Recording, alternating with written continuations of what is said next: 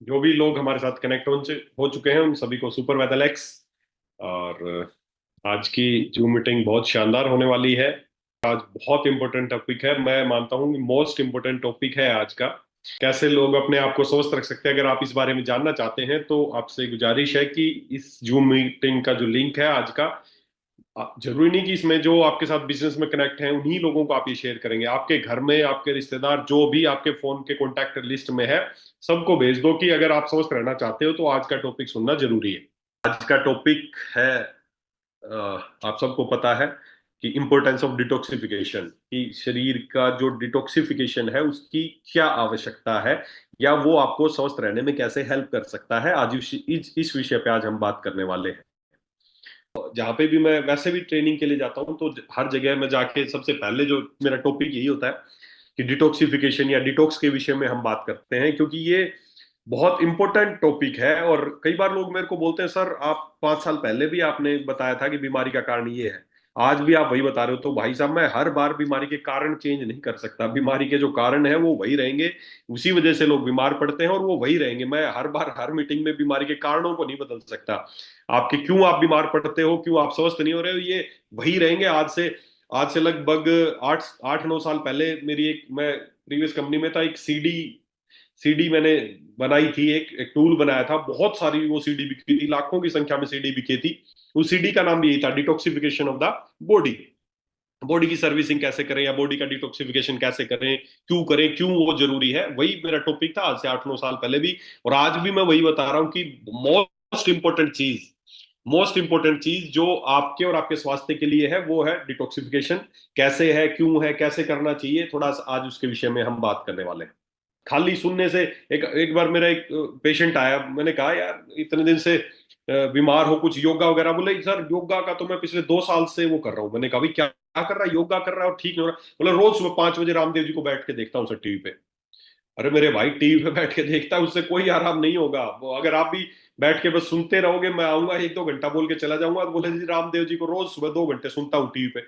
और सुनता जरूर है, उसके बाद सो जाता है सुन के, या उसके अनुसार काम नहीं करता, तो कोई रिजल्ट नहीं मिलेंगे। तो आपको भी, अगर आप चाहते हैं कि जूम मीटिंग्स का जो भी, चाहे वो प्लान के विषय में हो या जिस विषय में भी जूम मीटिंग हो, अगर आप चाहते हैं उसके बेनिफिट आपको मिले, तो जो बातें अब हम करते हैं उनका इंप्लीमेंट होना चाहिए, है ना। मैं पिछली बार भी बोल रहा था, आपके आस पड़ोस के जो प्रैक्टिशनर हैं, डॉक्टर्स हैं, उनको ज्यादा से ज्यादा इन्वाइट करो इसमें। ये सीएमई है, कंटिन्यूइंग मेडिकल एजुकेशन है ये। वो लोग चाहते हैं इस तरह की एजुकेशन, लेकिन ईमानदारी से बताना कितनों ने आज कितने डॉक्टर्स को यहाँ पर जोड़ा है। चलिए, कुछ क्वेश्चन भी कुछ लोगों के आ रहे हैं, मैं सभी क्वेश्चन तो नहीं पढ़ पाऊंगा। ये कौन से टॉक्सिन्स हैं उसके बारे में भी बताइए सर, बिकॉज मॉडर्न साइंस में ऐसा कोई एविडेंस नहीं मिलता। आखिर ये कौन से टॉक्सिन्स हैं जिसे हमारे डिटॉक्स करना है, please incorporate in your session. Sure sure sure. आज का हमारा टॉपिक है डिटॉक्सिफिकेशन, इंपॉर्टेंस ऑफ डिटॉक्सिफिकेशन। तो ये क्यों जरूरी है और कैसे इसको करना है, उसके विषय में आज हम बात करते हैं। देखिए, आयुर्वेद का जो, जहां से चिकित्सा का पार्ट शुरू होता है आयुर्वेद में, जैसे 5 साढ़े 5 साल तक पढ़ाई होती है, तो जहां पे चिकित्सा चिकित्सा का पार्ट जहां पे शुरू होता है, जहां पर लोगों को इलाज करना सिखाते हैं, वहां पर आयुर्वेद में सबसे पहली चीज एक ही लिखी है। आयुर्वेद की जो चिकित्सा है उसको 2 भाग में विभक्त किया है, कि पूरी चिकित्सा दो दो हिस्सों में विभक्त है। कौन से 2 हिस्से हैं? पहला चिकित्सा का जो पार्ट है वो है शोधन चिकित्सा, और दूसरा है शमन चिकित्सा। शोधन और शमन, इन 2 पार्ट में पूरी चिकित्सा प्रणाली को विभक्त किया गया है, डिवाइड किया गया है। शोधन चिकित्सा और शमन चिकित्सा। शोधन समझना, उन्होंने आचार्य, सभी आचार्यों ने मिलकर, चाहे आचार्य चरक हो, आचार्य वाग्भट हो, सभी ने एक ही बात बताया कि चिकित्सा के 2 प्रकार है, शोधन चिकित्सा और शमन चिकित्सा। और इसी स्टेप वाइज उन्होंने बताया कि बीमारी को ठीक करना चाहिए। शोधन शोधन मतलब कि शोधन मतलब कि जो भी आयुर्वेद मानता है, पहले मैं आयुर्वेद के एस्पेक्ट से बता रहा हूं, फिर आपको अच्छे से उसके बारे में समझाऊंगा।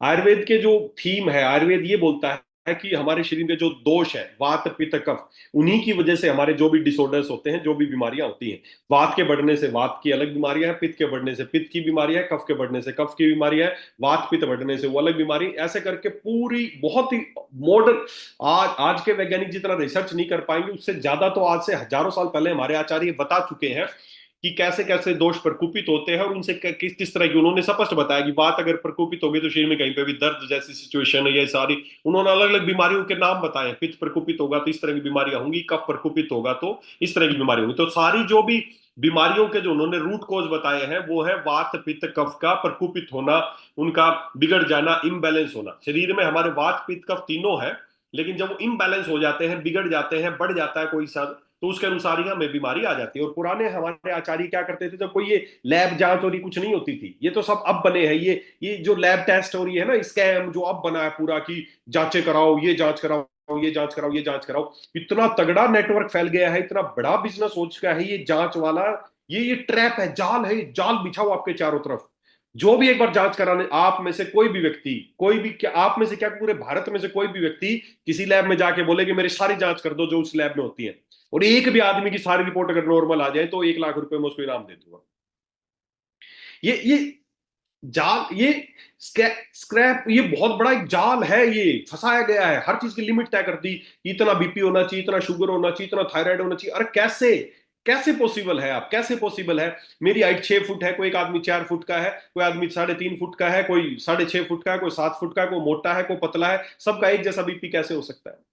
सबकी एक जैसी ब्लड शुगर कैसे हो सकती है? ये सब पैरामीटर जो बनाए गए ना, ये जाल है फंसाने के, कि कोई एक लाइन तय करो। जो अब मैक्सिमम लोग क्या हो गए, एक लाइन तय कर दी कि ये लाइन नॉर्मल है। अब बहुत सारे लोग क्या होंगे, उस लाइन से ऊपर होंगे, वो भी पेशेंट है, जो उस लाइन से कम होंगे वो भी पेशेंट है, बीच में साला को कितने लोग मिलेंगे, बहुत कम लोग। हर एक का क्राइटेरिया तय कर दिया।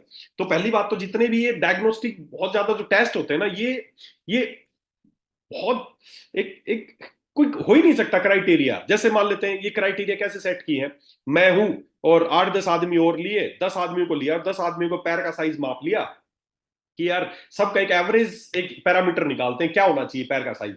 तो मेरा और 10 आदमियों को साथ में पैर का साइज मापा और उसको 10 से डिवाइड कर दिया। जो भी साइज था, किसी का 9 था, किसी का 4 था, किसी का 6 था, किसी का 8 था, सबका जूते का साइज मापा, पैर का साइज मापा, और उसको 10 से डिवाइड कर दिया, एवरेज आ गया कि ये होना चाहिए। अब वो एवरेज बढ़ा दिया कि जी ये एवरेज होना चाहिए पैर के साइज का। अब वो मान लेते हैं मेरे को वो दे दिया इन्होंने कि ये होना चाहिए भाई एवरेज। अब मैंने पहन के देखा, मेरे को छोटा पड़ रहा था, जो उन्होंने एक पैरामीटर सेट किया कि ये होना चाहिए। अब मेरा पैर उससे बड़ा था, वो जूते का साइज है वो छोटा था, जो उन्होंने एवरेज बना के दिया कि ये पैरामीटर तय कर दिया सबके पैरों का ये साइज होना चाहिए। अब साला मेरा पैर बड़ा है, तो बोलेंगे भाई साहब जूते में गड़बड़ नहीं है, पैर गड़बड़ है, इस पैर को काटना पड़ेगा, थोड़ा छीलना पड़ेगा, तब आपको फिट आएगा। अरे साला उल्टा हो रहा है, जूते के अनुसार, पैरों के अनुसार जूते नहीं बन रहे, जूता तैयार कर दिया उसके अनुसार पैर को काटो। अब आपका फिट होना चाहिए, गलत है, आपका पैर में गड़बड़ है। ये जूता तो बिल्कुल हमने एवरेज बना के निकाला है, ये तो फिट होना चाहिए था, आपको क्यों नहीं हुआ? तो आपका पैर काटना पड़ेगा आगे पीछे से थोड़ा, तब फिट आ जाएगा। इसमें फिट कर रहे हैं जबरदस्ती हमें पैरामीटर्स में। कैसे फिट हो सकते हो, कैसे? हर आदमी की नीड अलग है, हर आदमी की बॉडी की नीड अलग है, सबके जूते का साइज अलग अलग है, सबके पैंट का साइज अलग अलग है, सबका बीपी एक कैसा हो सकता है, सबकी शुगर एक कैसे हो सकती है? तो बहुत ज्यादा इन चक्रों में पड़ने की जरूरत नहीं है हमारे। किसी दिन इस पे फिर स्पेशल इसके बारे में बात करेंगे, वैसे ही अब जिक्र आ गया तो इसलिए बता रहा हूं। तो ये पैरामीटर्स बहुत ज्यादा नहीं बताते हैं आप बीमार हो या नहीं हो, ये बनाए गए एवरेज बनाए गए कि 100 आदमियों का बीपी मापा और उनको 100 से डिवाइड कर देते, एवरेज बीपी आ गई, इतना एवरेज बीपी होना चाहिए। अब उसमें सेट होना पड़ेगा आपको, जैसे उन्होंने बताया ना जूता, और वो जूता एवरेज जूता, उसमें मुझे सेट होना पड़ेगा, नहीं तो मैं बीमार हूं ना, तो पेशेंट हूं, मेरा पैर में गड़बड़ है। यही सब हो रहा है, पैरामीटर्स ऐसे ही बनते हैं पैरामीटर्स। पुराने समय में हमारी जो जो नाड़ी है, इसी से पता चल जाता था कि वातज नाड़ी है, पित्तज नाड़ी है, कफज नाड़ी है। अगर वात वात अगर फील करके पता चल जाता था तो पता चलता था वात दोष बढ़ा है। तो वात दोष से संबंधित होने वाली बीमारियां आचार्य चरक ने पहले लिख दी कि वात दोष से इस प्रकार की बीमारियां हो सकती है, उन्हीं में से आपको कोई ना कोई बीमारी मिलेगी। पित्त दोष बढ़ने से ये बीमारी हो सकती है। तो नाड़ी देख के ही पता चल जाता था कि आपकी नाड़ी वातज है, पित्तज है या कफज है। बस आपकी प्रकृति कैसी है, उसी से पता चल जाता था कि आपको किस तरह की बीमारियां हैं। बहुत ज्यादा ये हर आदमी का अलग था, और ऐसा कोई फिक्स पैरामीटर नहीं था कि ये होगा तो सबको एक जैसी बीमारी होगी ना। तो दोस्तों ज्यादा इस चक्कर में ना पड़े, बहुत ज्यादा समय समय पर फ्रीक्वेंटली जांच कराते हैं कि कहीं मैं बीमार तो नहीं हूं, कहीं मैं, कोई हो ही नहीं सकता। सारे जांच करा लो जो भी लैब करती है, और एक भी आदमी बोल दे कि मेरी सारी रिपोर्टें नॉर्मल आ गई, पॉसिबल ही नहीं है। एक जाल फंसा रखा, आपके चारों तरफ फैला रखा है कि कोई भी फंसेगा और तुरंत वो पेशेंट की कैटेगरी में आ जाएगा, वो दवाइयां खाने लग जाएगा। तो हमें, अगर आप चाहते हैं कि इस तरह की समस्या ना हो, आप स्वस्थ रहें, तो आयुर्वेद में चिकित्सा पद्धति को दो दो में विभक्त किया है, शोधन और शमन। उन्होंने बताया अगर आप स्वस्थ होना चाहते हैं तो पहला तरीका है कि शोधन। शोधन। जो भी आपके प्रकोपित दोष है, जो भी अब किसी ने मैसेज किया था कि एलोपैथी में इस तरह की चीजें नहीं है, तो एलोपैथी एलोपैथी एक बहुत छोटा सा विज्ञान है, मॉडर्न साइंस एक बहुत छोटा सा विज्ञान है, उसके पास ज्यादा बहुत कुछ नहीं है बताने के लिए। तो जब भी हमारे दोष वात पित्त का प्रकोपित हो जाते हैं, तो आयुर्वेद ने बताया कि सबसे पहले उन दोषों को निकाल दो बाहर, शोधन करो। पहला काम है शोधन। जैसे ही आप शोधन करोगे 85% 90% समस्याएं खत्म हो जाएगी। उसके बाद अगर थोड़ा बहुत इम्बैलेंस बचता है तो उसका करो शमन। शमन मतलब उसकी औषधियां, उसके अनुसार जो भी आपने चीज तैयार करी है वो दो और उसका शमन कर दो और आपका स्वास्थ्य आपको मिल जाएगा। तो सबसे पहले करना है शोधन। शोधन, है ना। जब आप बीमार, किसी भी आपके जो भी आपको रहस्य बता रहा हूं ठीक होने का, बीमारी को ठीक करने का और 100 साल तक स्वस्थ रहने का रहस्य बता रहा हूं आपको। आप कभी भी बीमार नहीं पड़ेंगे, कभी भी आपको बीमारी होगी तो तुरंत ठीक हो जाएंगे। उसका सबसे सबसे इंपॉर्टेंट चीज है कि हमें समय समय पे शरीर का शोधन करना चाहिए। जो भी फालतू के प्रकोपित दोष है वो सारे दोष निकल जाने चाहिए। अब बता तो दिया आयुर्वेद में कि शोधन कर्म करना चाहिए, लेकिन कैसे होगा शोधन कर्म? उसके लिए आयुर्वेद में एक चिकित्सा प्रणाली है जिसको बोलते हैं पंचकर्म चिकित्सा। पंचकर्म, उसमें अलग अलग थेरेपीज की जाती हैं, अभ्यंग, स्वेदन, वमन, विरेचन, वस्ती, नश्य, रक्त मोक्षण, ऐसी ये पद्धतियां हैं। इन पद्धतियों के द्वारा शरीर से टॉक्सिन्स को बाहर निकाला जाता है, जिसे शोधन होता है। फिर उसके बाद दवाइयां देके, उसको औषधियां देके उसका जो थोड़ी बहुत बीमारी बची उसका शमन किया जाता है। तो ये तरीका है। लेकिन अब हर आदमी के पास ना इतना समय है कि वो समय समय पे अपना शोधन कराए, जाके आयुर्वेदिक जो औषधालय है या आयुर्वेदिक जो चिकित्सालय उसमें जाए। बताया गया है साल में एक बार हर व्यक्ति को, बल्कि आयुर्वेद में 2 बार बताया गया है कि साल में 2 बार शरीर का शोधन करना चाहिए अगर आप चाहते हैं कि आप हमेशा स्वस्थ रहें।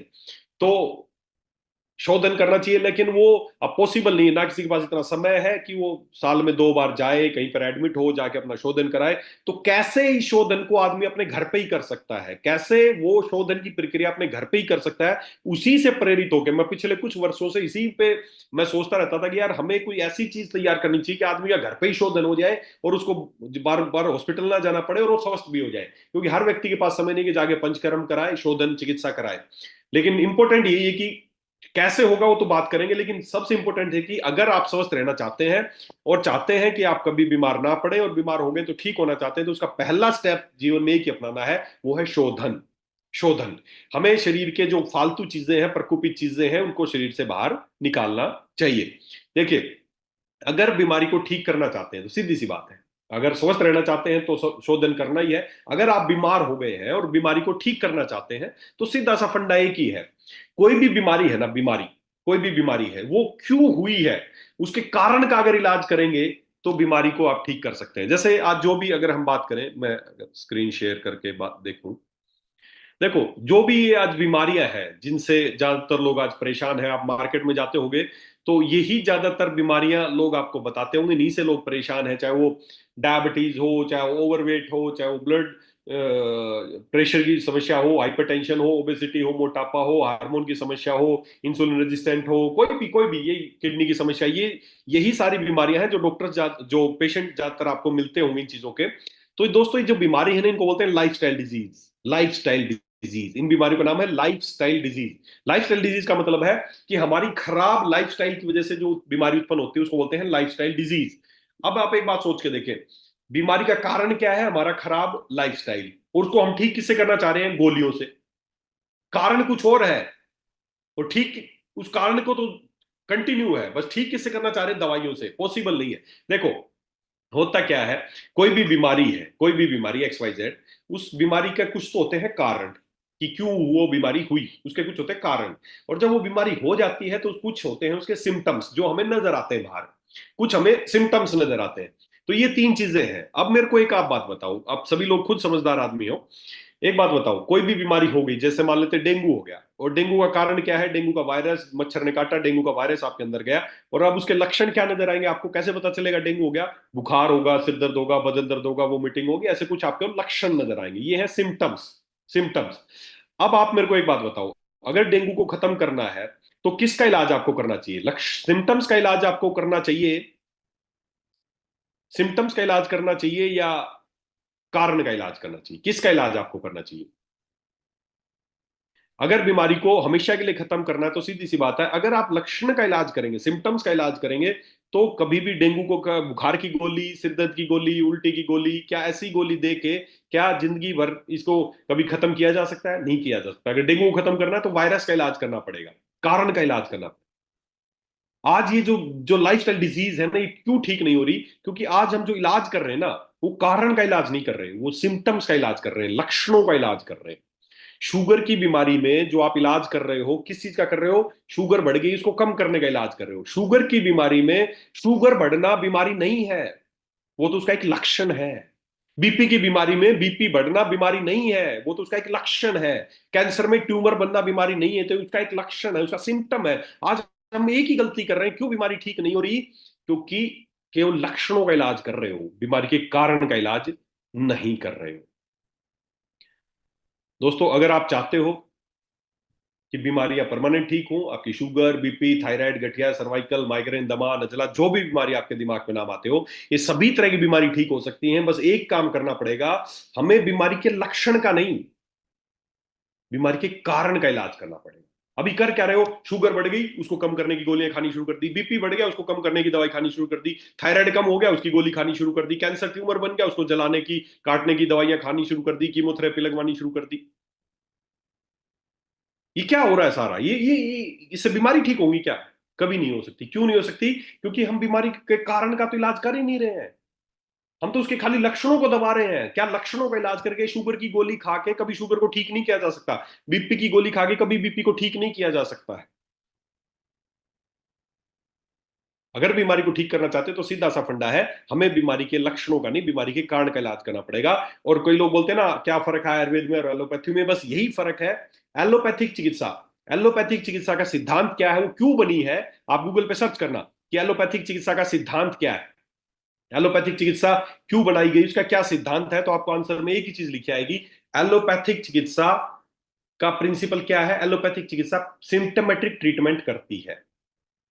इसमें किसी कोई डॉक्टर्स की गलती नहीं कि वो दवाइयां खिला रहे हैं, ये कर रहे हैं ना। इसमें सीधा सा फंडा है कि चिकित्सा पद्धति का सिद्धांत ये है कि एलोपैथिक चिकित्सा पद्धति सिम्टम्स का इलाज करती है, लक्षणों का इलाज करती है। वो तो चिकित्सा पद्धति खुद ही चिल्ला चिल्ला के बोल रही है, भाई हम बीमारी का नहीं, हम तो बीमारी के लक्षणों का इलाज करने के लिए बने हैं।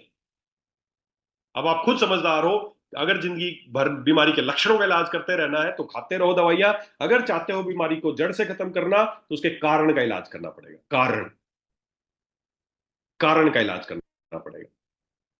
अगर आप चाहते हैं आपकी शुगर ठीक करना, 100% हो सकती है। अगर आप चाहते हैं आपका बीपी ठीक करना, 100% हो सकता है। आप चाहते हैं आपका कैंसर ठीक होना, 100% ये सारी बीमारी ठीक हो सकती हैं। बस एक छोटा सा स्टेप उठाना है, बीमारी के लक्षण का नहीं, बीमारी के कारण का इलाज करना है। और कारण क्या है? छोटे छोटे से कारण है, बहुत छोटे छोटे से कारण, जिनके बारे में आपको बताया नहीं जाता, इतने छोटे छोटे से कारण है। दोस्तों, आपकी 85% बीमारियों का तो जो मुख्य कारण है, मैं आज आपसे शेयर कर दूं, जिसकी वजह से हम ज्यादातर लोग बीमार हैं। कारण बड़ा छोटा सा है, लेकिन हम उसको समझ नहीं रहे हैं, उस पर काम नहीं कर रहे हैं। जिस दिन उस पर काम करना शुरू कर दोगे, 85% बीमारियां खत्म हो जाएंगी।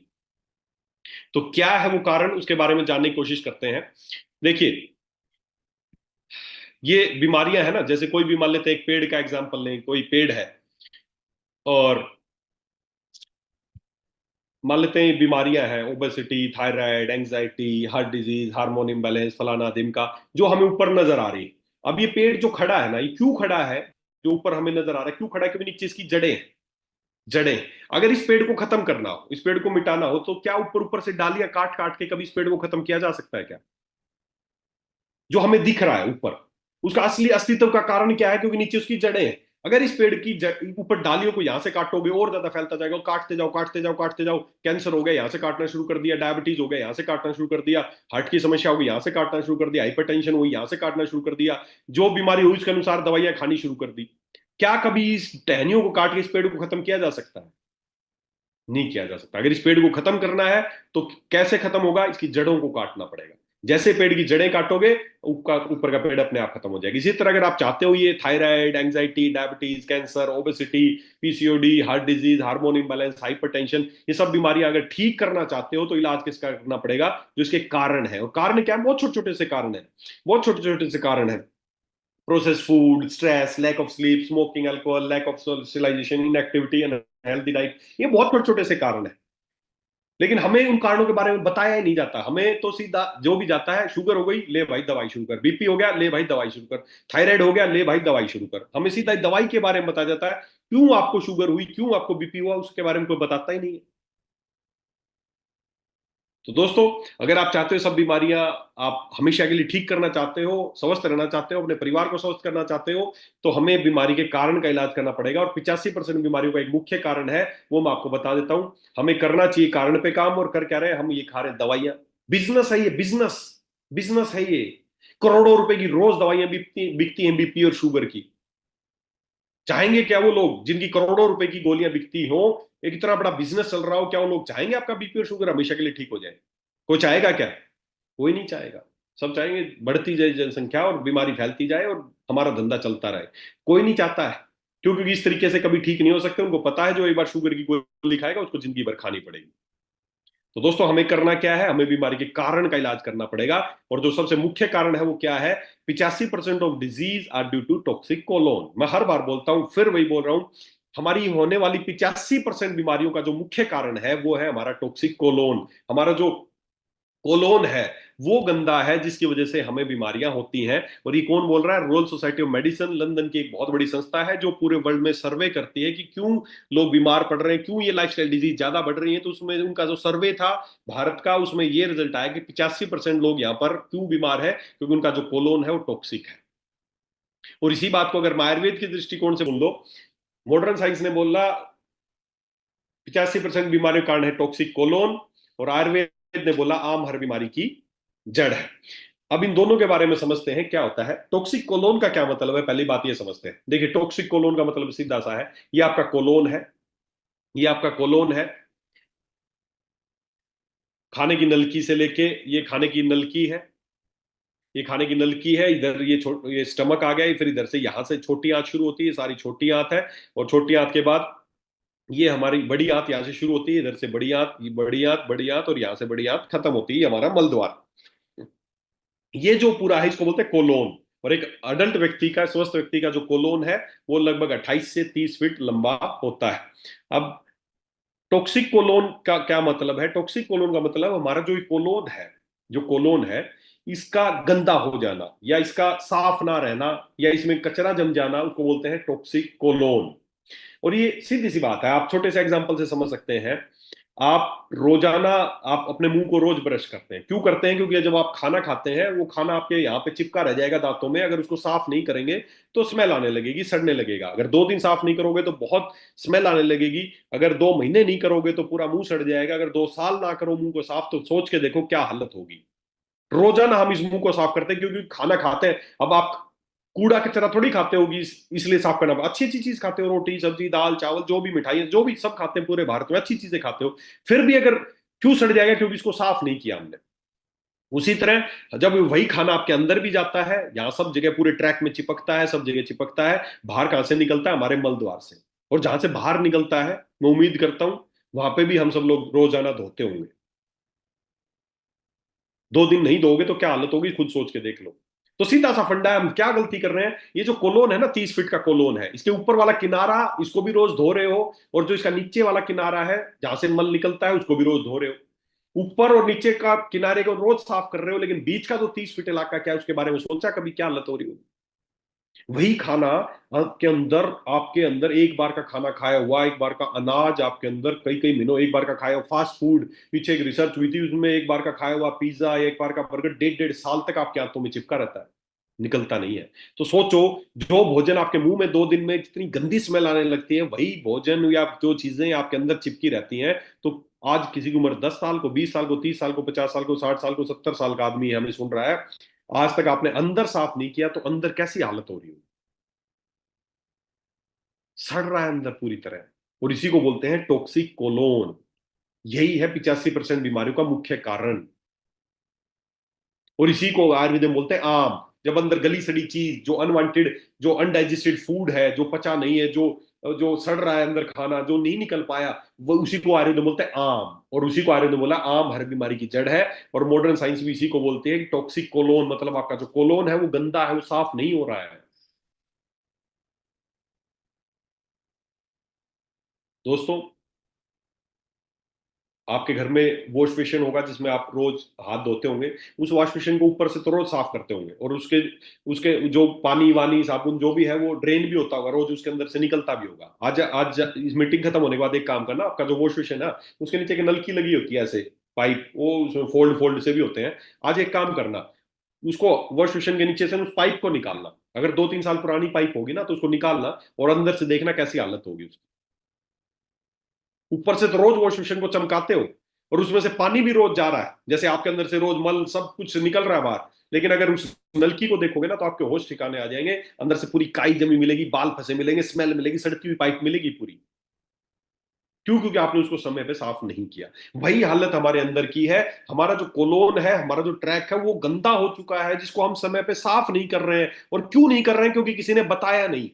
डॉक्टर के पास गए, शुगर हो गई, उसने केवल शुगर की दवाई शुरू कर दी, बीपी हो गई, बीपी की दवाई शुरू कर दी, थायराइड हो गया। शरीर में ये जो गंदगी है ना, यही गंदगी बीमारी का रूप लेती है। अगर यही गंदगी आपकी ब्लड वेसल में एब्जॉर्ब होगी तो आपको बीपी की समस्या, यही गंदगी आपके आपके यूट्रस में होगी तो वहां सिस्ट बन जाएंगे। यही यही फालतू का जो कचरा है, जहां जहां ये जाएगा उसी तरह की समस्याएं आपको होने लगेंगी। और हम क्या करते हैं, जब बीमारी होने लगती हो जाती है, हमें जो लक्षण नजर आते हैं उसके अनुसार हम दवाई खाना शुरू कर देते हैं।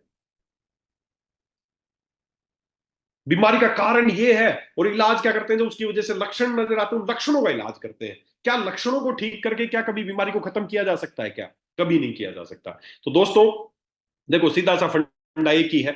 सीधा सा फंडा एक है, आप कितनी लंबी उम्र तक जियोगे ये निर्भर करता है आपकी आंतें कितनी साफ और स्वस्थ है। ये जो आपका कोलोन है ना, ये जिसका जितना साफ रहेगा, जितना स्वस्थ रहेगा, वो उतनी ही लंबी और अच्छी जिंदगी जिएगा। और ये बात किसने कही थी? एक रशियन साइंटिस्ट थे जिनको स्पेशल नोबेल प्राइज दिया गया था। मैट मैटकनीकोफ नाम था इन रशियन साइंटिस्ट का। इनको नोबेल प्राइज दिया गया था इस बात के लिए। इन्होंने इन्होंने क्यों क्यों क्यों ये बात कही थी? एक यूएस का, आप गूगल पे सर्च करना, एक थॉमस पर नाम का एक व्यक्ति था जिसके बारे में प्रचलित है कि वो अभी तक की सबसे लंबी आयु जीने वाला इंसान था, थॉमस पर। आज भी यूएस की जो सबसे बड़ी चर्च है वहां पर उसकी कब्र बनाई गई है, वहां उसकी कब्र है। बड़े बड़े वैज्ञानिकों की कब्र वहां पर है। वहीं पर थॉमस पर, उसको ओल्ड टॉम नाम से भी उसको जाना जाता है, वहीं पर उसकी उसकी भी कब्र है। उसके बारे में क्या फेमस था कि वो अभी तक की सबसे एक लंबी आयु जीने वाला इंसान था, थॉमस पर। आप गूगल पे सर्च करना थॉमस पर, आपको पूरी डिटेल मिलेगी। थॉमस पर जब मरा था ना तो उसकी उम्र थी 152 साल, 152 ईयर्स का था थॉमस पर। और ऐसा नहीं कि वो 152 साल जिंदा था तो वो ऐसे ही बस मौत का इंतजार कर रहा था, बस किसी तरह भगवान उठाना भूल गया और बस मरने का इंतजार, चारपाई में पड़ा था। ऐसा नहीं है, ऐसा नहीं था। 152 साल तक वो जीवित रहा, और जब तक जीवित रहा 100% स्वस्थ रहा, 100% एक्टिव रहा लास्ट दिन तक। आप अंदाजा इस बात से लगा सकते हैं, जब थॉमस पर 80 साल का था तब उसकी पहली शादी हुई थी। जब वो 100 साल का था करीबन, उसको तब बच्चे हुए थे। 120 साल की उम्र में उसने दूसरी शादी की। और जब तक वो जिंदा रहा वो 100% एक्टिव रहा।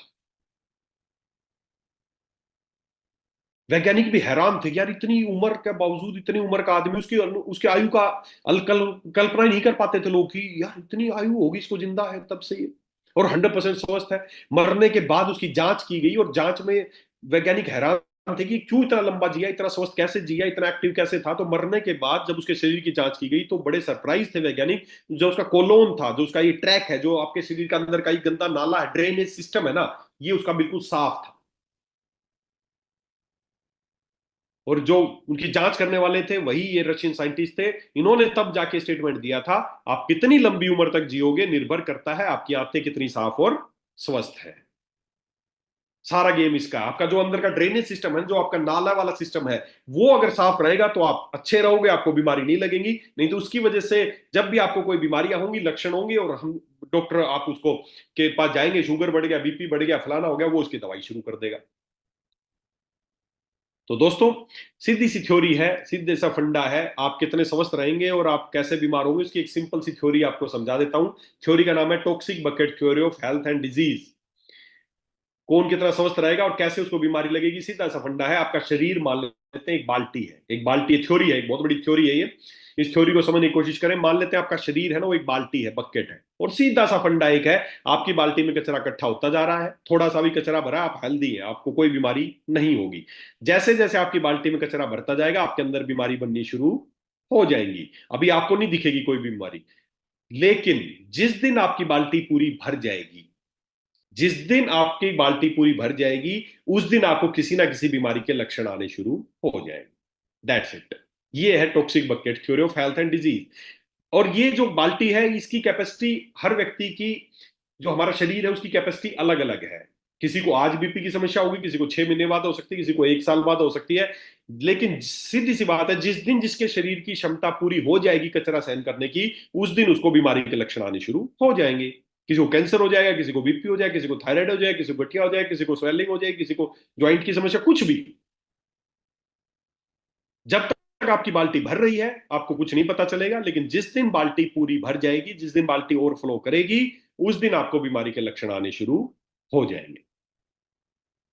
और और थोड़ी गहराई से बात करते हैं, और थोड़ी गहराई से बात करते हैं। ये क्या है टॉक्सिन्स बेसिकली, जो ज्यादातर हमारे शरीर को नुकसान पहुंचाते हैं? किसी ने मैसेज भी किया था कि टॉक्सिन्स क्या है, व्हाट इज टॉक्सिन्स। देखो, कोई भी टॉक्सिन्स या कोई भी केमिकल, कोई भी ऐसी चीजें जो आपके शरीर को नुकसान पहुंचाती हैं, उनको बोलते हैं टॉक्सिन्स। कोई भी चीज जो आपके अंदर रुक जाए, या आपको कोई ऐसी केमिकल जो आपको नुकसान पहुंचाए, वो है आपके लिए टॉक्सिन्स। तो टॉक्सिन्स क्या है बेसिकली, थोड़ा और गहराई से जानने की कोशिश करते हैं। टॉक्सिन्स क्या है? देखो, पहली बात तो टॉक्सिन्स हमारे शरीर में कहां कहां से प्रवेश कर सकते हैं। 3 रास्तों से टॉक्सिन्स हमारे शरीर में प्रवेश कर सकते हैं। पहला रास्ता हमारा खाना पीना, मुंह के थ्रू प्रवेश कर सकते हैं। दूसरा, टॉक्सिन्स कहां से जा सकते हैं?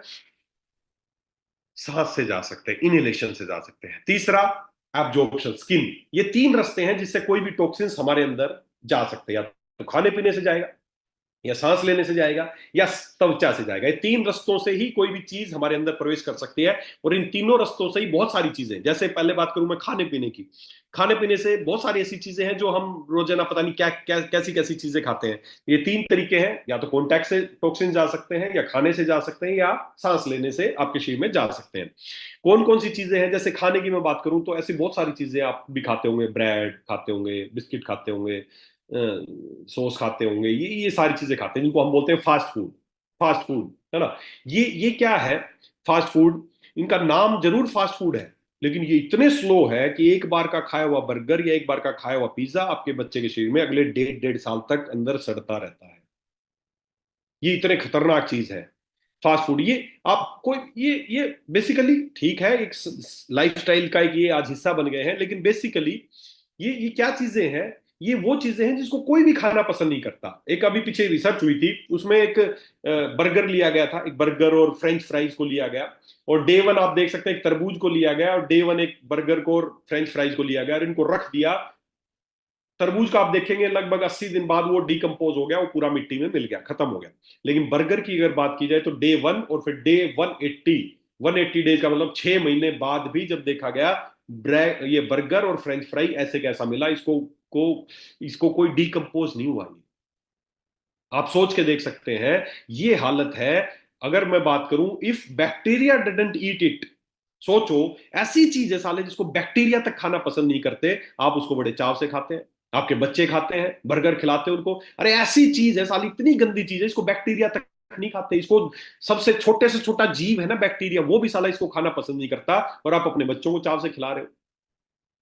ये जो भी प्रोसेस फूड है, जो भी प्रोसेस फूड है, ये वो फूड है। अब इसको क्यों नहीं खाते? आप एक बात काम आप सोचे, आपके घर में टमाटर है, उस टमाटर की चटनी बनाए। एक बार की चटनी आपने बनाई, वो ज्यादा से ज्यादा कितने दिन तक चल सकती है? कब तक खराब नहीं होगी? 1 दिन 2 दिन फ्रिज में रख दोगे, 3 4 दिन चली जाएगी। मार्केट में साला टमाटो सॉस आता है, बोलते ही क्या है, ओरिजिनल टमाटो से बना है, टमाटो सॉस है। कितने दिन तक खराब नहीं होता? 1.5 साल, 2 2 साल तक खराब नहीं होता, 3 साल तक खराब नहीं होता। क्यों भाई? उनके टमाटर में जादू है। उनके टमाटर में जादू जादू कुछ नहीं है, जहर है। ऐसा जहर डाला गया, प्रिजर्वेटिव क्या है? ऐसा जहर है जिसको साले कीड़े मकोड़े तक नहीं लगते, उसको कोई नहीं खाना पसंद करता, और आप आपके बच्चों को चाट चाट के खिला रहे हो। ये है टॉक्सिन्स। ये पूरे दिन भर में पता नहीं कितनी ऐसी चीजें आप खाते हो जो आपके शरीर के लिए बनी नहीं है। ये सब प्रोसेस फूड, ये सब बिस्किट खा रहे हो। एक बार अपने घर में आटे का बिस्कुट बना के रखो, कितने दिन में खराब हो जाएगा? 2 3 दिन में खराब हो जाएगा, 4 दिन में, 10 दिन में खराब हो जाएगा। और मार्केट का बिस्किट साला 3 3 साल तक खराब नहीं होता। क्यों भाई? जादू है उनके बिस्किट में, उनके आटे में जादू है। 100% वीर आटे से बना है, कुछ नहीं है, जहर डाला गया है ताकि उसको कीड़े मकोड़े ना खाएं। ऐसे उसमें जहर, ऐसा पॉइजन उसमें डाला गया है, और वही पॉइजन आप अपने बच्चों को खिला रहे हो, आप खा रहे हो। ये है टॉक्सिन्स, ये है वो कचरे जो आपके अंदर इकट्ठे होते जा रहे हैं, ये है आपके बीमा बाल्टी को भरने का मेन कारण। इसके अलावा प्लास्टिक की बोतल में पानी पी रहे हो, the type of plastic contain BPA. जो भी प्लास्टिक की बोतल हमारे इंडिया में चलती है उसमें खतरनाक केमिकल पाया जाता है, बीपीए। यूरोपियन कंट्रीज, चाइना और बाकी सब और कंट्री, जो भी आपके आसपास की कंट्रीज हैं, उन सब में प्लास्टिक की बोतल का पानी बैन है, और हमारे इंडिया में बहुत धड़ल्ले से बिक रहा है। वो इतना खतरनाक केमिकल है उसमें जिसको बोलते हैं बीपीए। बीपीए क्या करता है? फर्टिलिटी इशू करता है, आपके ब्रेन डेवलपमेंट को रोकता है, कैंसर करता है, हार्ट की प्रॉब्लम्स करता है, और हम खुश होकर पीते हैं, मैं बिस्लरी पी रहा हूं, मैं ये पी रहा हूं। जितनी भी प्लास्टिक की बोतल है इन सब में बीपीए पाया जाता है, खतरनाक केमिकल है। तो ये है वो टॉक्सिक, पता नहीं क्या क्या पूरे दिन में। अगर मैं और बात करूं तो टी बैग्स, आप ग्रीन टी, कहीं किसी के पास जाओगे ना, बोलोगे मैं ग्रीन टी इस्तेमाल करता हूं, कैसे लेते हो? मार्केट में इस तरह के टी बैग, ये पाउचेज आते हैं। हम एक कप गर्म पानी लेते हैं, उसमें इस टी बैग को डालते हैं और आपकी ग्रीन टी तैयार हो जाती है। समझना, ग्रीन टी अच्छी चीज है। इस पैकेट के अंदर तो ग्रीन टी है, आपको दिख रही होगी, लेकिन कभी सोचा ही कागज किस चीज का बना है? ये जो पाउच बना है ये किस चीज का बना है, कभी सोचा आपने? दोस्तों, जो टी बैग्स है ये खतरनाक पेस्टिसाइड से इसको कंटामिनेटेड है। कैसे है, मैं आपको उसका नाम बताऊं। जो टी बैग्स हैं वो एक पेपर से बनते हैं, और उस पेपर को रिसाइकल करके बनाया जाता है और उसको ब्लीच किया जाता है। ब्लीच करने के लिए उस पर एक कंपाउंड एक लगता है जिसका नाम है एपिक्लोरहाइड्रिन। ज्यादा याद रखने की जरूरत नहीं है, अगर ना याद हो। एपिक्लोरहाइड्रिन नाम का एक उसमें इंसेक्टिसाइड है जिससे उसको ट्रीट किया जाता है। और जब एपिक्लोरहाइड्रिन की खास बात यह है, जब भी ये पानी के संपर्क में आता है तो एक केमिकल अपने आप बनता है जिसका नाम है 3-MCPD, a non cancer causing agent. इस दुनिया का कैंसर उत्पन्न करने का एक बहुत इंपॉर्टेंट केमिकल है ये, 3-MCPD। आप सोच लेना, जिस दिन आप डिप डिप डिप वाली चाय पी रहे हो तो समझ लेना कैंसर वाली चाय पी रहे हो। एपिक्लोरहाइड्रिन से उसको ट्रीट किया जाता है, और जब उस पाउच को गर्म पानी के साथ डिप किया जाता है तो 3-MCPD नाम का केमिकल बनता है, जो एक बहुत बड़ा कैंसर कोजिंग एजेंट है। जाने अनजाने ऐसी बहुत सारी चीजें, पूरे दिन में कितनी लिस्ट है। आप चाहे वो बिस्किट खा रहे हैं, चाहे बर्गर खा रहे हैं, चाहे आप पानी पी रहे हैं, चाहे आप चाय पी रहे हैं, कितने पूरे दिन में पता नहीं प्लास्टिक की चीजों में कर रहे हैं सब, कितने खतरनाक चीजें आपके अंदर जा रही, भरते तो जा रहे हो, लेकिन कभी सफाई के बारे में नहीं सोचा। अगर मैं बात करूं दवाइयां, अगर मैं बात करूं दवाइयां, ये अपने आप में खतरनाक केमिकल है। और चीजों में तो केमिकल थे, ये तो अपने आप में ही पूरी केमिकल है ना? तो दवाइयां खा रहे हैं, बीपी शुगर, ये भी क्या कर रही है? आपको भरने का काम कर रही है। इसके बाद अगर मैं बात करूं दूसरा तरीका, कॉन्टैक्ट स्किन के थ्रू, तो जितने भी आप कॉस्मेटिक प्रोडक्ट इस्तेमाल कर रहे हैं, कभी आज तक पढ़ा आपने उनमें क्या डला होता है? Most of the toxins can be absorb through your skin. आपके स्किन के थ्रू बहुत सारे टॉक्सिन्स आपके अंदर जाते हैं, जैसे उसमें पर्सनल केयर प्रोडक्ट्स जैसे शैम्पू, मेकअप के प्रोडक्ट्स, परफ्यूम, लोशन, फलाना दिखड़ा, इन सब में क्या पाया जाता है? पैराबीन्स पाए जाते हैं। पैराबीन्स, पैराबीन्स क्या है? खतरनाक कैंसर का कारण है। पीछे एक रिसर्च हुई थी, उसमें 40 महिलाओं को लिया गया। उन 40 महिलाओं को ब्रेस्ट कैंसर था, उनकी कैंसर के ऑपरेशन किया गया, और उनकी जो गांठ थी कैंसर की उसको लैब में जांच के लिए भेजा गया। और जांच में ये पाया गया, उन सभी के सैंपल में 99% के सैंपल में पैराबीन्स मिले। वो पैराबीन्स जो आपके शैम्पू में थे, वो पैराबीन जो आपके लोशन में थे, वो जो पैराबीन आपके कंडीशनर में थे, वो आपकी कैंसर की गांठ में मिले। कल्पना कर सकते हैं आप? और आप लोग क्या बोलते हैं? शैम्पू लगाया ही तो है, खाया थोड़ी है। अरे मेरे भाई, लगाना खाने से कहीं ज्यादा खतरनाक है। तो टॉक्सिन्स आपके स्किन से, आपके कहीं से भी अब्जॉर्ब होने का एक बहुत बड़ा माध्यम है। तो जो भी आप कॉस्मेटिक, आपके बच्चों के नाम पे किसी ने बता दिया ये बेबी शैम्पू है, बेबी वो है, कभी आपने देखा ही नहीं साला उसमें डला क्या है। जो भी उसमें डला है वो आपके अंदर जा रहा है। खाना फिर भी सुरक्षित है, लगाना ज्यादा खतरनाक है। किसी दिन स्किन के ऊपर बात करेंगे तो बताऊंगा। तीसरा है इनहेलेशन, सांस से। वो आपको पता ही है आज क्या कंडीशन हो रही है आपके अंदर, पूरे दिन सांस के माध्यम से क्या क्या आपके अंदर जा रहा है। आप नोट कर लेना आपके शहर में किस तरह का पोल्यूशन है, किस तरह का सांस आप ले रहे होंगे। अभी पीछे एक जांच हुई थी, दैनिक भास्कर की खबर थी कि एक बच्चा मां के पेट में था, उसका ब्लड सैंपल मां के पेट के अंदर से ही लिया गया और उसमें जांच किया गया, तो उसमें 109 तरह के केमिकल रसायन पाए गए। वो रसायन जो आपके चारों तरफ धुआं, पोल्यूशन, गाड़ियों के उसमें मिलते हैं, अभी बच्चा मां के पेट में ही था साला, उसके ब्लड में 109 तरह के रसायन पाए गए। सोचो क्या हालत हो रही होगी आपकी। पूरे दिन हम इस तरह के पोल्यूशन भरी क्या क्या आपके अंदर जा रहा है। तो ये है सब कचरा। ये सब कचरा है, चाहे वो सांस से जा रहा हो, चाहे स्किन से जा रहा हो, चाहे खाने से जा रहे हो, सब हमारे अंदर बढ़ता जा रहा है, बढ़ता जा रहा है, बढ़ता जा रहा है। तो ये कोई भी चीजें, चाहे वो दवाइयां हो, चाहे अल्कोहल हो, चाहे फास्ट फूड हो, चाहे घरेलू आइटम हो, चाहे शैम्पू हो, कोई भी चीजें, ये सब है वो टॉक्सिन्स जो डेली आपके अंदर इकट्ठे होते जा रहे हैं, और जिनको हम कभी साफ करने की जहमत नहीं उठाते हैं। दोस्तों, जब ये इस तरह की चीजें आपके अंदर जाती जाती हैं तो शरीर की एक क्षमता है, शरीर की एक क्षमता है कि आपका शरीर कितने टॉक्सिन्स को सहन कर सकता है। जब तक वो क्षमता है, जब तक वो बाल्टी, टॉक्सिक बकेट थ्योरी, जब तक आपकी बाल्टी की क्षमता है वो भरती रहेगी, और जिस दिन बाल्टी पूरी भर जाएगी उस दिन आपको बीमारी के लक्षण आ जाएंगे। सीधी सी बात है, आपकी बाल्टी भर गई। अब जब आपकी बाल्टी भर जाती है और आपको लक्षण आने लगते हैं बीमारी के, तो किसके पास जाते हैं आप? जब भी कोई बीमारी हो गई, आपको बीपी हो गया, आपको शुगर हो गया, आपको थायराइड हो गया, कोई भी बीमारी होगी, आप किसके पास जाते हैं? डॉक्टर के पास जाते हैं। डॉक्टर क्या शुरू करता है? दवाइयां। इस बाल्टी में देखना, पहले तो नीचे सब टॉक्सिन्स और टॉक्सिन्स भरे थे, और सबसे ऊपर पे क्या भरी है? दवाइयां। आपकी बाल्टी भर गई, आप पहुंच गए डॉक्टर के पास क्योंकि आपको लक्षण आए, और जैसे लक्षण आए उसने दवाइयां शुरू कर दी। आपकी बाल्टी में जो थोड़ी बहुत कसर थी वो उसने पूरी कर दी। ले भाई, अब आपकी बाल्टी भरती रहेगी और जिंदगी भर वो आपको दवाई खिलाता रहेगा। आपकी शुगर, आपका बीपी, आपका थायराइड, आपका गठिया, वो सब बीमारी परमानेंट हो जाएंगी। आप उसके ग्राहक बन गए। अब आपकी बाल्टी भरती रहेगी, कभी बीमारी ठीक नहीं होगी। अरे सीधी सी बात है दोस्तों, बीमारी क्यों हुई है? क्योंकि आपकी बाल्टी भर गई। तो अब हमें बीमारी को ठीक करना है, तो बाल्टी को और भरना पड़ेगा या खाली करना? खाली करना पड़ेगा। और कर क्या रहे हो? भर रहे हो। यही है, इसी यही कारण है कि हमारी बीमारी की, एक तो बीमारी का कारण तो ये है कि बाल्टी भर रही है, ठीक क्यों नहीं हो रही? क्योंकि उसको और भरना शुरू कर दिया। ईश्वर ने ठीक होने का एक ही सिद्धांत बनाया है, और वो है इस बाल्टी को खाली करना। और इंसान के अलावा, हमारे अलावा धरती का हर जानवर अपने आप को ऐसे ही ठीक करता है। धरती का हर प्राणी अपने आप को ऐसे ही ठीक करता है, शोधन चिकित्सा से ही ठीक करता है।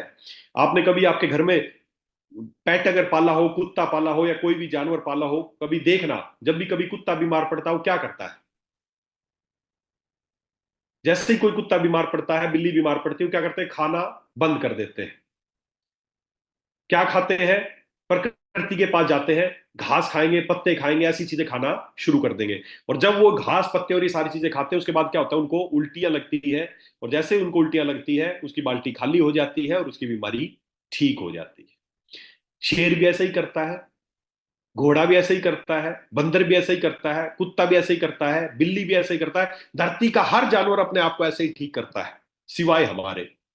हम साला उल्टा करते हैं। हमारी जब भी बाल्टी भर जाती है, हम किसके पास जाते हैं? हम प्रकृति से दूर हॉस्पिटलों में जाते हैं, डॉक्टरों के पास जाते हैं, दवाइयां खाते हैं, इंजेक्शन लगवाते हैं, बिस्किट खाते हैं, चाय पीते हैं, ये करते हैं, ब्रेड खाते हैं, ये खाते हैं। अरे साला, पहले बाल्टी भर गई थी, हमें बाल्टी खाली करने की जरूरत थी, और पहुंच के कहा? हॉस्पिटलों में बाल्टी भरना शुरू कर दिया।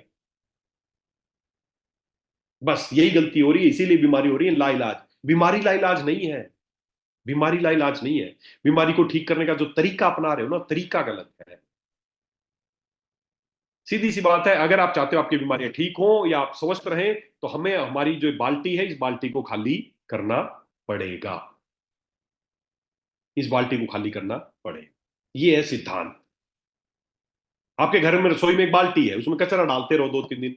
2-3 दिन हो सकता है काम चल जाए, लेकिन जब उसकी कैपेसिटी पूरी हो जाएगी, काम चलने की, तो स्मेल आने लगेगी, सड़ने लगेगा। जैसे सड़े, उसमें परफ्यूम छिड़कना शुरू कर दो, ठीक हो जाएगी क्या समस्या? उसमें और मक्खी मच्छर पैदा होने शुरू हो जाएंगे, सड़ने लगेगा। काला हीट छिड़क दो, लाल हीट छिड़क दो, ठीक हो जाएंगी क्या समस्या? नहीं होंगी। आपका जवाब यही होगा, नहीं हो सकती। तो शरीर के साथ ऐसा क्यों कर रहे हो? जब शरीर के अंदर जब चीजें सड़ने लगती हैं, उसकी वजह से हमें लक्षण आने लगते हैं। किसी को गैस बनती, किसी को दर्द होता है, किसी को बीपी होता है, किसी को थायराइड, तो उन लक्षणों का काला हिट, लाल हिट दवाइयां क्यों छिड़कने लगते हो? यही गलती कर रहे हो। अगर आप चाहते हो आपकी बीमारी ठीक हो, तो सीधा सा फंडा एक ही है कि हमें बाल्टी को भरना नहीं है, बाल्टी को खाली करना है। और जो व्यक्ति बीमार हो गए हैं, तो सीधी सी बात है, उनकी बाल्टी भर गई, उनको तो खाली करनी ही करनी है। लेकिन जो अभी स्वस्थ है, स्वस्थ का मतलब यही है कि अभी तक उनकी बाल्टी भरी नहीं है, प्रोसेस में है, भर रही है। जिस दिन भरेगी वो भी बीमार पड़ जाएंगे। तो क्या खाली जो बीमार व्यक्ति, उनको बाल्टी खाली करनी चाहिए? जो स्वस्थ है वो इंतजार करेंगे कि किसी दिन मेरी बाल्टी भर जाएगी, बीपी होगा, कैंसर होगा, उस दिन बाल्टी को खाली करूंगा? उनको इंतजार करना चाहिए इस चीज का, या समय समय पे बाल्टी को खाली कर देना चाहिए? आप सभी का मानना यही होगा कि हमें समय समय पे बाल्टी को पहले ही खाली करते देना चाहिए, ताकि बीमारी के लक्षण ही ना आए। और बीमारी के लक्षण ना आए उससे पहले ही आप बाल्टी को खाली करते, तो आप कभी बीमार ही नहीं पड़ेंगे। तो इसलिए कह रहा हूं, जो व्यक्ति बीमार हो चुके हैं, उनको भी बाल्टी को खाली करना है कंपलसरी, क्योंकि उनकी तो कैपेसिटी पूरी हो चुकी है। जिनकी बाल्टी अभी नहीं भरी है, उनको वैसे ही खाली कर देनी चाहिए, ताकि उनको कभी बीमारी ना हो। दोस्तों, अगर आप समय समय पे शरीर को रोजाना शरीर को बाहर से धोते हो, रोजाना शैम्पू करते हो, रोजाना साबुन लगाते हो, अगर आपके अंदर का दिखा दूं ना मैं, कैमरा डाल के अंदर से कैसे हो, तो अपने आप से नफरत हो जाएगी आपको। सड़े हुए अंदर से, साले आते गंदी सड़ी हुई हैं।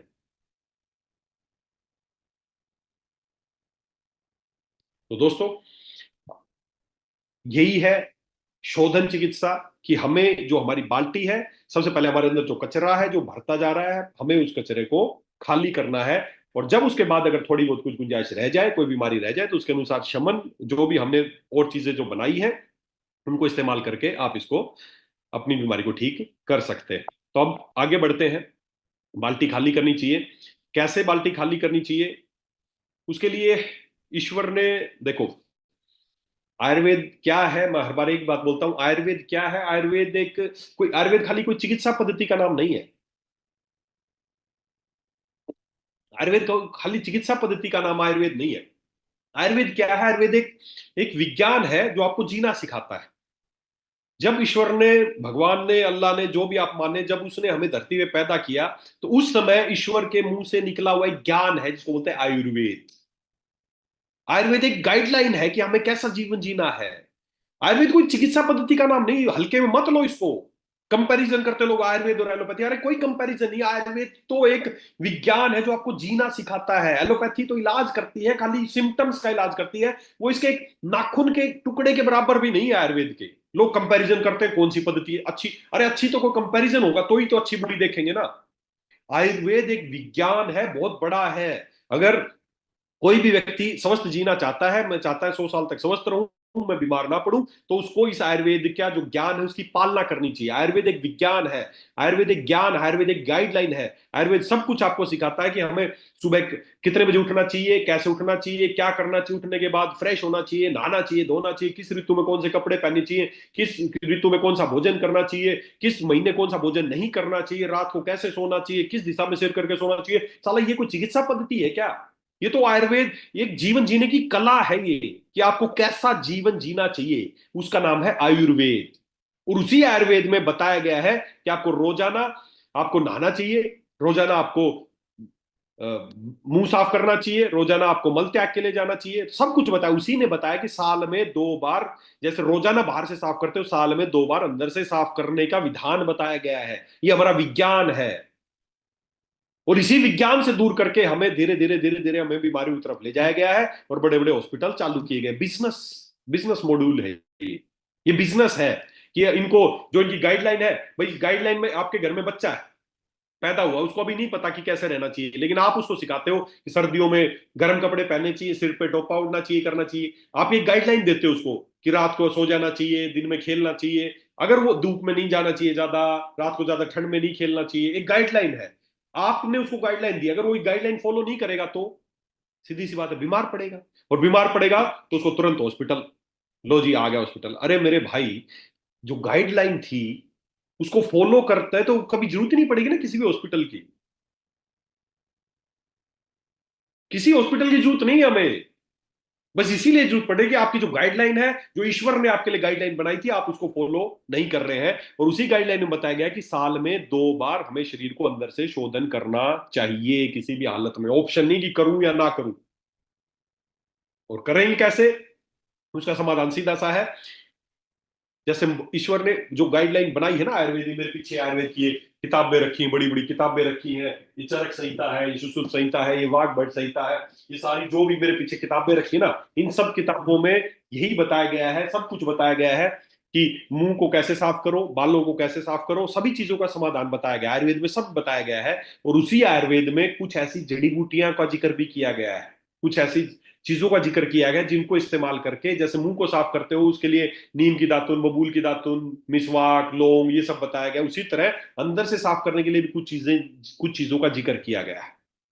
और जिस आदमी का मैं जिक्र कर रहा था ना, जिसका नाम मैं बात कर रहा था, जिसको ओल्ड टॉम भी बोलते हैं, या उसको उसको थॉमस पर, जो 152 साल तक जिंदा रहा। जब वैज्ञानिकों ने उसके अंदर से जांच की तो पाया कि 152 साल तक क्यों जीवित था, क्यों इतना ये एक्टिव रहा, क्यों ये कभी बीमार नहीं पड़ा, तो उसका एक ही रीजन पाया कि इसका जो अंदर का कोलोन था वो बिल्कुल साफ था, स्वस्थ था। तो उन्होंने स्टेटमेंट दिया कि आप कितनी लंबी उम्र तक जियोगे, निर्भर करता है आपकी आंतें कितनी साफ और स्वस्थ है।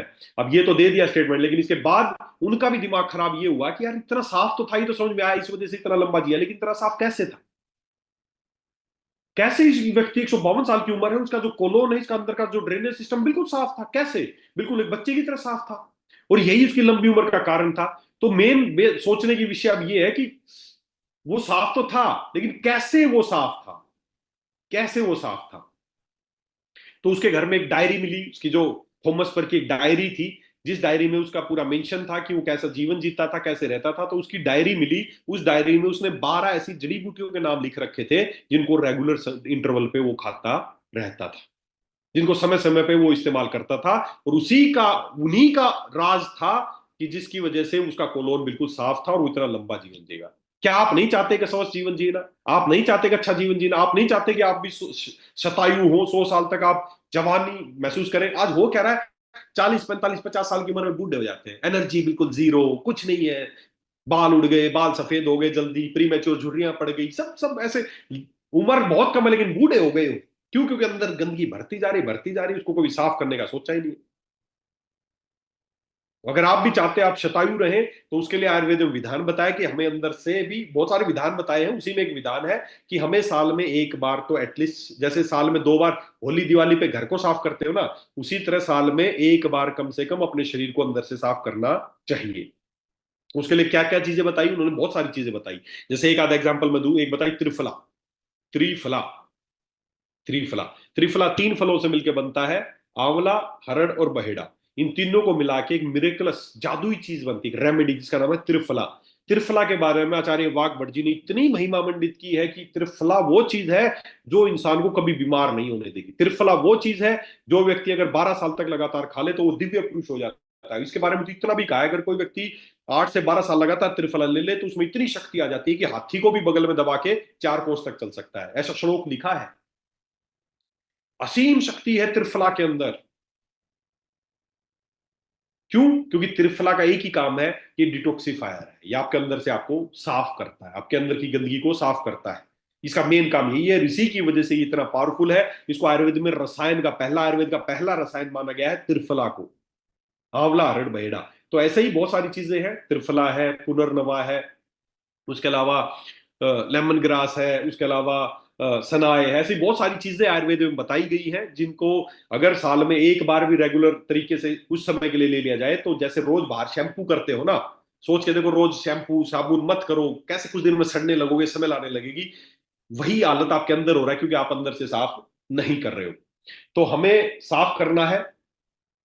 कैसे साफ करना है? तो कुछ चीजें मैंने बताई है, इनका इस्तेमाल करके आप आपको अंदर से अपने आप को साफ कर सकते हो। अब समस्या यही है, आयुर्वेद में तो लिख दिया, अब इस किताब में आप देखोगे तो सारी चीजें लिखी गई है कि कैसे लेना चाहिए, सुबह कैसे लेना चाहिए, शाम को कैसे लेना चाहिए, कौन कौन सी चीजें लेनी चाहिए, त्रिफला का सेवन कैसे करना चाहिए, सब लिखा है इन किताबों में। लेकिन समस्या ये है कि किताबें आप तक पहुंची नहीं है, आप तक पढ़े नहीं है।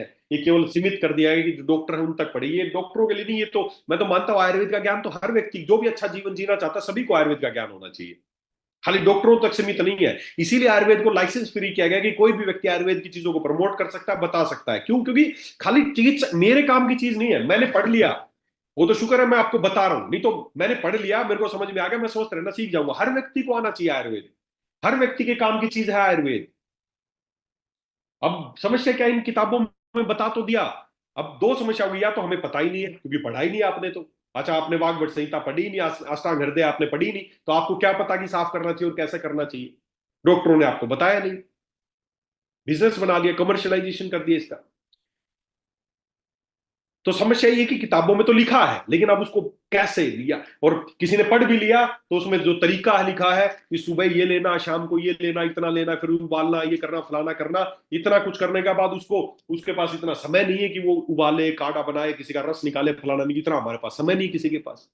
तो इन दोनों ही चीजों से, जानकारी का अभाव की वजह से, या जानकारी है तो ना कर पाने की वजह से, समय के अभाव से हम इससे दूर हो गए और हम धीरे धीरे बीमारी की चपेट में आ गए। अगर आप चाहते हो कि आपके शरीर का शोधन हो, आप चाहते हो आपके शरीर से गंदगी बाहर निकले, आपकी बाल्टी खाली होती रहे, तो मैं पिछले 8 वर्षों से, मैं मेरा एक ही टॉपिक था कि कैसे हम व्यक्ति को अंदर से साफ करें।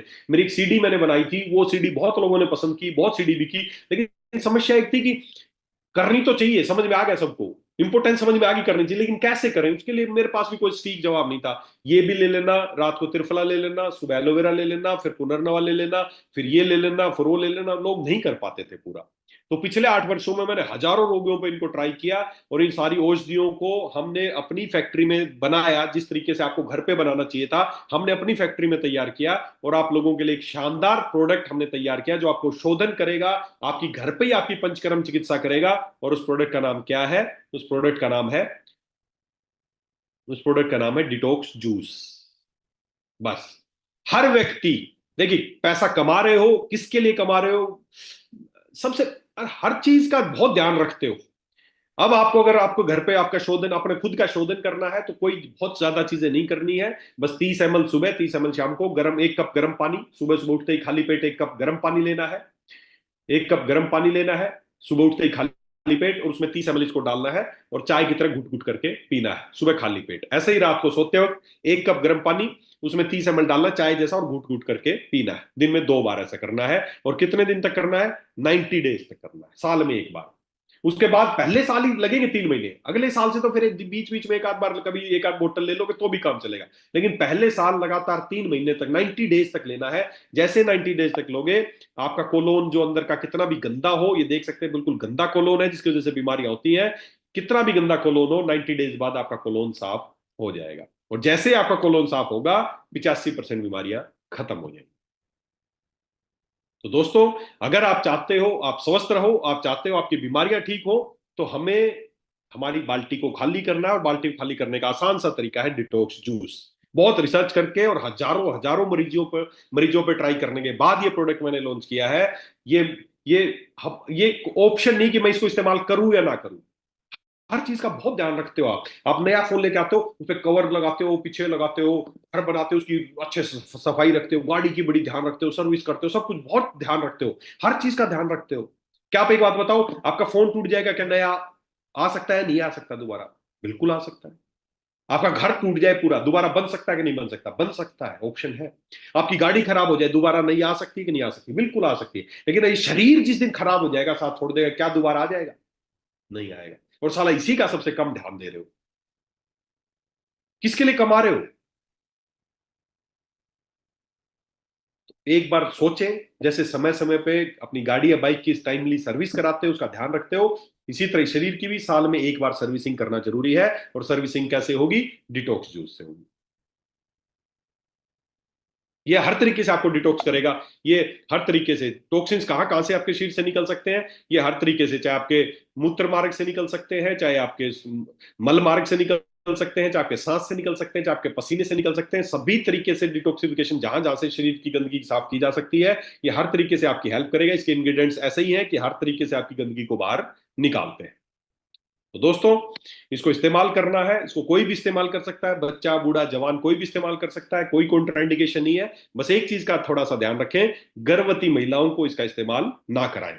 गर्भवती महिलाएं इसको इस्तेमाल ना करें। बाकी इसको कोई भी कर सकता है। 6 साल से कम, ज्यादा छोटे बच्चे को जरूरत नहीं है। 6 साल से 12 साल तक का कोई बच्चा है तो 10-10 ml सुबह शाम। 12 साल से 18 साल तक का बच्चा है तो 20-20 ml सुबह शाम। और 18 के बाद कोई भी है तो उसको अडल्ट डोज 30-30 ml सुबह शाम इसको दिया जा सकता है।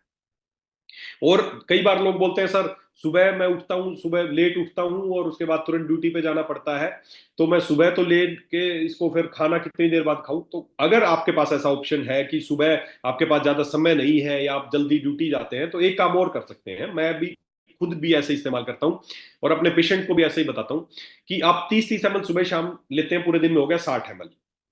उसकी बजाय आप एक काम कर ले, सुबह नहीं ले पाते हैं क्योंकि एक बार होता है सुबह उठे, उसको लिया और उसके बाद नहाए फटाफट, और उसके बाद पूड़ी सब्जी पराठे दही लपेट दिया, पूरा भर दिया पेट, साला सफाई का तो समय ही नहीं मिला, है ना? तो फायदा नहीं मिलेगा। आप एक काम करें, 30-30 ml सुबह शाम लेने की बजाय रात को 50 ml ले लो इकट्ठा ही। सुबह छोड़ दो आप। रात को सोते वक्त, रात को खाना खाने के बाद सोते वक्त 50 ml गर्म पानी में डाल के रात को ही ले लो, सुबह छोड़ दो, फिर सुबह उठ के बस पानी पियो और अपना काम करो और निकल जाओ। तो उससे दोनों फायदे होंगे, रात को ये लोग अच्छे से, सफाई का टाइम भी मिलेगा इसको, और 10 ml की बचत भी होगी। रोज 60 ml लगना था, 50 ml में ही काम हो गया। तो रात को 50 ml लेके भी आप इसको इस्तेमाल कर सकते हैं। दोनों ऑप्शन आपके पास, 30 ml सुबह शाम या रात को 50 ml आप इसको ले सकते हैं। तो गर्म पानी लेना, बिल्कुल चाय जैसा गर्म, और घूट घूट करके पीना है, एकदम घटाक देसी नहीं पीना है। और फायदा बढ़ाना चाहते हो तो इसमें आधा नींबू भी डाल लें, जब पानी और ये डालें और आधा नींबू डाल लेंगे और फिर उसको पियेंगे तो और जल्दी इसके फायदे बढ़ जाएंगे। तो इस तरीके से आप अपने शरीर को डिटॉक्स कर सकते हैं। इस तरीके से आप अपने शरीर को डिटॉक्स कर सकते हैं। और मैं फिर वही बात बोलूंगा कि ऑप्शन नहीं कि मैं करूं या ना करूं, मैं ये नहीं पूछूंगा कितने लोगों से कौन कौन करेंगे। करना चाहिए, कंपल्शन है, ये करना चाहिए। जो भी लोग चाहते हैं मैं स्वस्थ रहूं तो उनको ये करना चाहिए। तो मैं उम्मीद करता हूं कि आपको समझ में आ गया होगा कि हमें अपने शरीर को क्यों साफ करना चाहिए। अगर आप चाहते हैं आपकी सभी तरह की बीमारियां खत्म होना, मैं आपको विश्वास दिलाता हूं, वादा करता हूं, जैसे ही बॉडी को डिटॉक्स करोगे 85% बीमारियां खत्म हो जाएंगी। उसके बाद जो बीमारी बचेगी उसका शमन करना है। शमन के लिए हमारे डायबिटीज के लिए अलग प्रोडक्ट है, हार्ट के लिए अलग है। कुछ समय के लिए बस वो दोगे और बीमारी हमेशा के लिए खत्म हो जाएगी, क्योंकि आपने दोनों तरीके अपनाए, शोधन और शमन। मैक्सिमम चीजें तो शोधन से ही ठीक हो जाएंगी, फिर भी अगर बचती है तो शमन करके बीमारी को खत्म किया जा सकता है। करेंगे शोधन, करना चाहिए आपको शरीर की सर्विसिंग। क्या लगता है आपको करना चाहिए? हाथ उठा के बताओ, करना चाहिए या नहीं करना चाहिए? करना चाहिए ना। तो सबसे पहले खुद का करना है, उसके बाद आपको एक एक बिजनेस अपॉर्चुनिटी, बिजनेस आइडिया भी दे देता हूं आपको ना। एक छोटा सा बिजनेस है, बहुत सारे लोग अपना रहे हैं उसको, अच्छा काम कर रहे हैं। आप अपने शहर में एक काम करना। आपके शहर में सभी लोगों ने हाथ उठाए है ना, गुड, चलिए बहुत अच्छा कि सभी लोग करेंगे। आप एक काम करना, आपके शहर में आप देख रहे हो जगह जगह पर गाड़ियों के सर्विस सेंटर होते हैं, है ना। बाइक गाड़ी के सर्विस सेंटर है। आप एक चीज नोट करें, आपके शहर में आदमी ज्यादा है, लोग ज्यादा है या गाड़ियां ज्यादा है? आप सीधा से बोलोगे सर ये कैसा सवाल है, लोग ही ज्यादा है गाड़ियां थोड़ी इतनी है। एक घर में 5 आदमी है, 2 गाड़ी है, तो सीधी सी बात है आदमी ज्यादा है गाड़ियां कम है आपके शहर में। लेकिन आप नोटिस करेंगे गाड़ियों की सर्विस स्टेशन तो हर मोड़ पे है, हर नुक्कड़ पे है। लेकिन क्या आदमियों की सर्विस स्टेशन है क्या आपके शहर में? साला कोई सर्विस स्टेशन ही नहीं है। मीटिंग के बाद किसी से भी पूछ लेना, पास पड़ोस में कोई भी जाता हो ना, उसका हाथ पकड़ के पूछना, हाँ भाई साहब आखिरी सर्विस कब हुई थी आपकी? साला किसी की सर्विस ही नहीं हुई है, सब बिना सर्विस घूम रहे हैं, क्योंकि किसी ने किसी को बताया नहीं कि सर्विसिंग की जरूरत पड़ती है बीमारियों से बचने के लिए। तो आप एक काम करना, आपके घर के बाहर या आपकी क्लिनिक है या आपका दुकान है, आपका ऑफिस है, आपका ब्यूटी पार्लर है, परचून की किसी भी चीज की दुकान है, वहां पर बस एक छोटा सा बोर्ड लगा देना, यहां पर शरीर की सर्विसिंग की जाती है, बॉडी सर्विस सेंटर। देखना कैसे लोग आपसे बात करेंगे, कैसे लोग आएंगे आपके पास।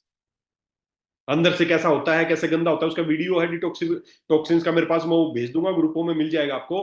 कैसे आपका शरीर, अंदर लोग आएंगे आपके, अच्छा शरीर की सर्विस करते हो, कैसे करते हो भाई साहब? देखो अंदर से ऐसा गंदा होता है, और हमारी कंपनी का एक ये लिक्विड डिटर्जेंट आता है, इसको 30-30 ml सुबह शाम पी लेना, 90 दिन तक पी लेना, आपकी सर्विसिंग हो जाएगी। बात आगे गारंटी मेरी है, कोई 90 दिन पी लेगा आपके पास 100% आएगा, भाई साहब बहुत बढ़िया चीज दी, मेरे तो ज्यादातर समस्याएं ठीक हो गई। गैस बन रही है, गैस बन रही है, डॉक्टर के पास गए, गैस की गोली खा, अरे क्यों बन रही है गैस? क्योंकि अंदर सड़ रहा है चीजें, तभी तो गैस बन रही है। कहीं दर्द हो रहा है, ले भाई दर्द की गोली। किडनी काम छोड़ेगी, ले किडनी। अरे यार कर क्या रहे हो? लक्षणों का इलाज। बीमारी की जड़ खत्म करनी है तो जड़ मैंने आपको बता दिया। टॉक्सिन, जो टॉक्सिक कोलोन है वो बीमारी की जड़ है, या आम हर बीमारी की जड़ है। हमें उस आम को शरीर से बाहर निकालना है, उस गंदगी को निकालना है। तो उसको निकालने का तरीका है डिटॉक्स यूज। खुद की सर्विस करना है, उसके बाद सर्विस सेंटर खोल दो।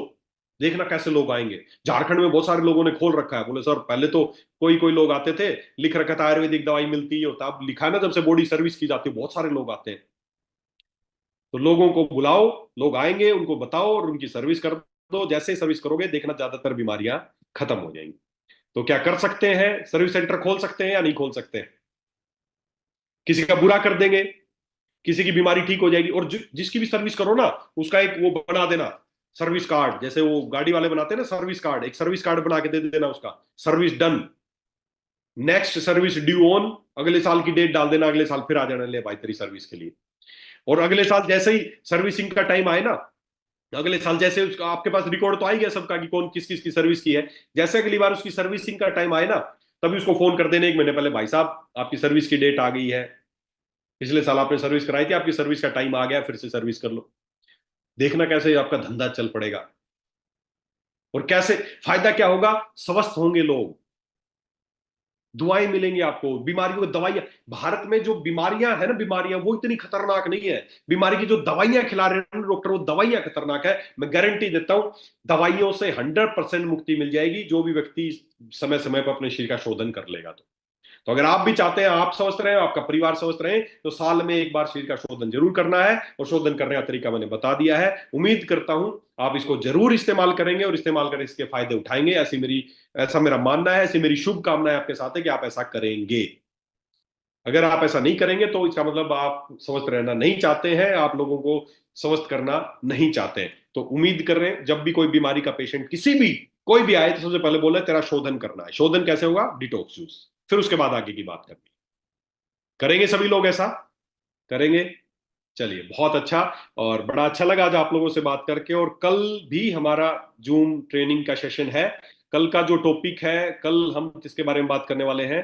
ये बिल्कुल सही है, बहुत सारे लोगों ने सही आंसर दिया, हार्ट के बारे में। दोस्तों, आज भारत में सबसे ज्यादा जो मौतें हो रही है, समझना कितना इंपॉर्टेंट टॉपिक है कल का, उसके विषय में समझना। आज भारत में सबसे ज्यादा जो मौत हो रही है वो दिल की बीमारी की वजह से हो रही है। भारत में नंबर 1 पे है ये आज मौतों का। एक ऐसी ऐसी महामारी है ये, कल करूंगा इसके बारे में बात। एक ऐसी महामारी जो दबे पांव आपकी तरफ बढ़ रही है। आप में से हम में से किसी का 1 मिनट का भरोसा नहीं कि 1 मिनट बाद हम जिंदा रहेंगे। नहीं, इतनी भयंकर महामारी है।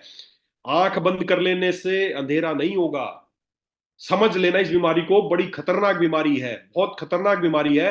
भयंकर तरीके से लोग हो रहे, डेली का न्यूज़पेपर में आज 28 साल का मर गया, 24 साल का बच्चा मर गया, आज ये हो गया, 40 साल का आदमी मर गया। बहुत ही खतरनाक एक ऐसी महामारी है ये। कोरोना से भी खतरनाक महामारी है। जैसे कोरोना में वैक्सीन का इंतजार कर रहे थे ना, जैसे कोरोना में वैक्सीन का इंतजार कर रहे थे, उसी तरह हमें इसका भी कोई समाधान करना पड़ेगा। नहीं तो बहुत खतरनाक बीमारी है दोस्तों। डेली मेरे पास कितने फोन आते हैं कि अचानक जी रिश्तेदार था, काम कर रहा था, चल चलते गिरा और मर गया। बहुत खतरनाक बीमारी है, आपके आस पड़ोस में भी आपने सुना होगा। तो कल उसी विषय पे हम बात करेंगे। क्या है ये हार्ट डिजीज और क्यों बढ़ती जा रही है और इनको रोकने का क्या समाधान है। अगर आप भी चाहते हैं कि इस तरह की बीमारी आपके ईश्वर ना करे, हमारे परिवार में से किसी के साथ भी, हमारा पूरा वेदलैक्स परिवार है, या किसी को भी ऐसी समस्या ना आए, तो कैसे ना आए?